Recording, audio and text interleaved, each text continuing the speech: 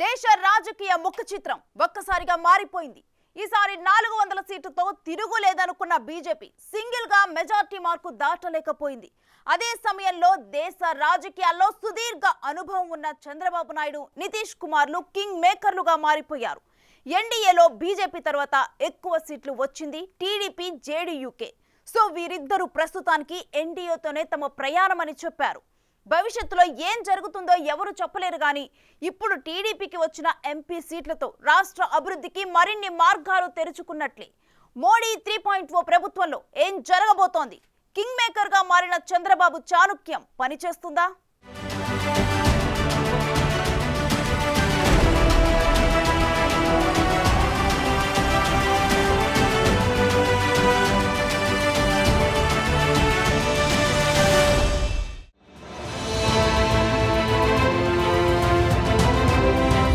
దేశ రాజకీయాల్లో king maker గా చంద్రబాబు.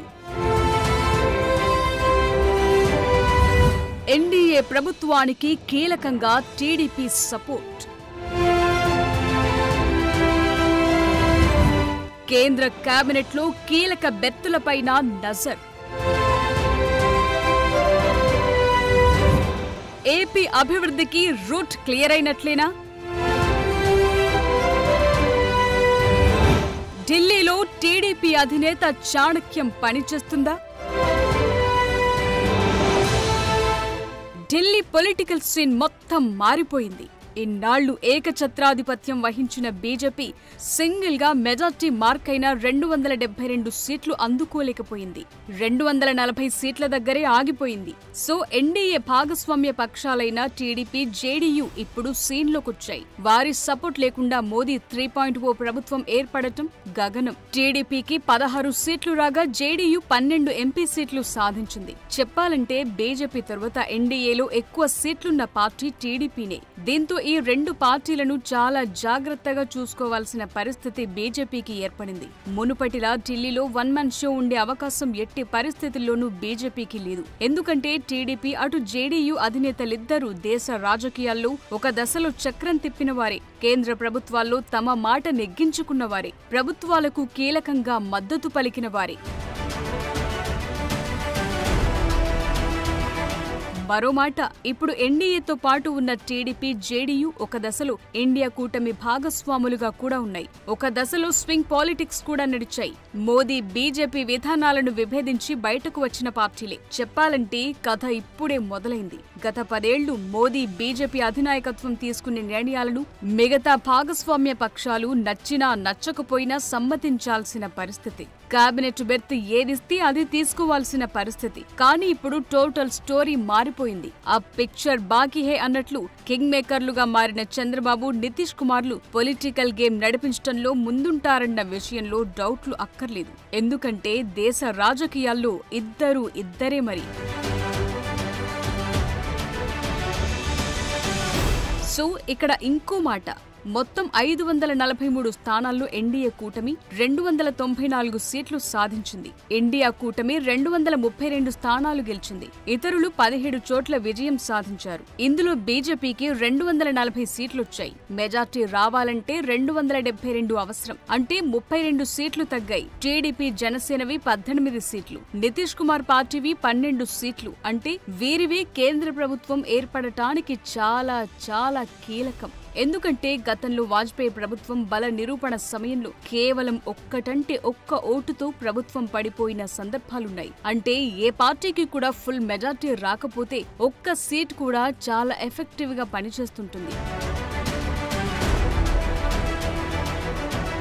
సో ఈ పొలిటికల్ అర్థమెటిక్స్ ను పక్కన పెడితే ఆర్థికంగా, అభివృద్ధి పరంగా చాలా వెనుకబడ్డ ఆంధ్రప్రదేశ్ కు ఈ రాజకీయ పరిణామాలు చాలా కలిసి వచ్చేలా కనిపిస్తున్నాయి. ఎందుకంటే కేంద్ర ప్రభుత్వంలో ఇప్పుడు మాట చెల్లుతుంది. అనుకున్న పనులు నెరవేరే అవకాశాలున్నాయి. నిజానికి 2014లో టీడీపీ ఎన్డీఏ కూటమి భాగస్వామిగా ఉంది.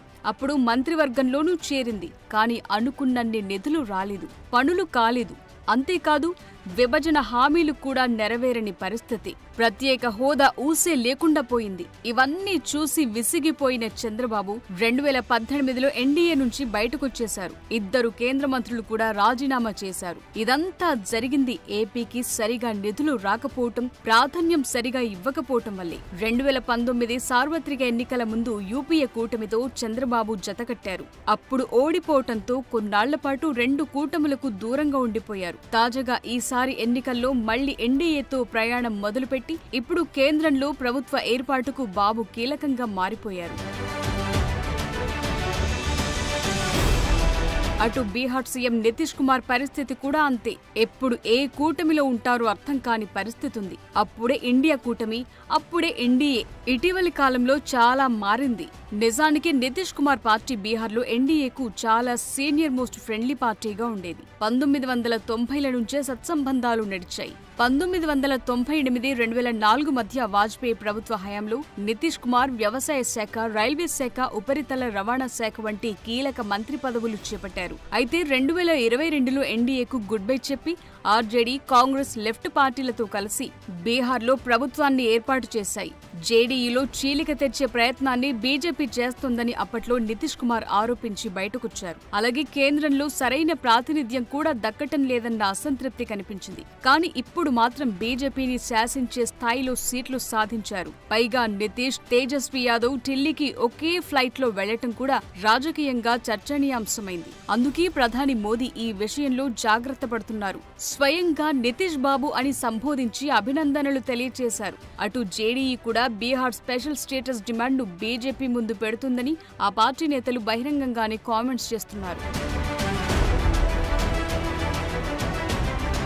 సో ఇప్పుడు చంద్రబాబు నాయుడు ఏపీ రాజకీయాల కంటే ఢిల్లీ రాజకీయాల్లో కీ రోల్ పోషించే స్థాయికి ఎదిగారు. ఇప్పుడు జాతీయ మీడియా మొత్తం బాబుపైనే ఫోకస్ పెట్టింది. అయితే జగన్ హయాంలో ఏపీ ఆర్థిక వ్యవస్థకు 30 ఏళ్ల డ్యామేజ్ అయిందని చెప్పిన చంద్రబాబు రాష్ట్ర అభివృద్ధిని పట్టాలెక్కిస్తామంటున్నారు. ఇవన్నీ వేగంగా జరిగేందుకు లోక్సభ నెంబర్ కూడా కలిసి వచ్చింది. ఈ 5 సంవత్సరాలు జరిగిన విధ్వంసం మీరు ఒకసారి చూసిన తర్వాత ఇది ఒక 30 సంవత్సరాలకు ఎంత డ్యామేజ్ చేయాలనో అంత డ్యామేజ్ జరిగింది. వ్యవస్థలు విధ్వంసమయ్యాయి. మొత్తం ఎకానమీ కుప్పగూలిపోయింది. అప్పులైతే ఎంత చేశారో ఇంకా లోతు పోతే తప్ప మనకు తెలియదు. ఎక్కడెక్కడ చేశారో, ఏమేం చేశారో తెలియదు. ఇంకొక పక్క ఎక్కడికక్కడ సహజ సంపద, ఒక శాండ్ కావచ్చు, మినరల్ వెల్త్ కావచ్చు, లేకపోతే ఏదంటే అది, ఇంకా మాకు అడ్డే లేదు, ఏమైనా చేయగలుగుతాం, ఎవరైనా అడ్డొస్తే తొలగించుకుంటా పోతామనే ధీమాతో ముందుకు పోయారు. సో ముందుగా మోదీ 3.0 ప్రభుత్వంలో కీలక కేబినెట్ బెర్తులను అడిగే అవకాశం టీడీపీ అధినేతకు దొరికింది. ఇటు చంద్రబాబు, అటు నితీష్ కుమార్ ఇద్దరు సీనియర్ మోస్ట్ పొలిటీషియన్లే. ఈ విషయంలో తమ ప్రాంతాలకు బెనిఫిట్ జరిగేలా చూసుకోవటం సహజమే. అందుకే కేంద్ర ప్రభుత్వంలో కీలక శాఖలను అడిగే అవకాశాలున్నాయి. ముఖ్యంగా టీడీపీ 5-6 కీ పోర్ట్ఫోలియోస్ పై ఫోకస్ పెట్టినట్లుగా తెలుస్తోంది. ఆంధ్రప్రదేశ్ కు వెంటనే ఇన్ఫ్రాస్ట్రక్చర్ అవసరం. అందుకు నిధులు కూడా చాలానే కావాలి. అందుకే ఆర్థిక శాఖ, గ్రామీణాభివృద్ధి, ఉపరితల రవాణా శాఖ, ఆరోగ్యం, హౌసింగ్ అండ్ అర్బన్ డెవలప్మెంట్ వంటి కీలక బెర్తులు కోరే అవకాశం ఉంది. పైగా ఏదైతే ఆంధ్రాకు స్పెషల్ స్టేటస్ ఇవ్వట్లేదని ఎన్డీఏ నుంచి బయటకొచ్చిన చంద్రబాబు ఇప్పుడు ఆ పాత డిమాండ్ను మరో రూపంలో సజీవంగా ఉంచుకునే ప్రయత్నాలు చేయటమైతే ఖాయమే. అదే జరిగితే ఏపీ దశ దిశ వేగంగా మారే అవకాశం ఉంటుంది.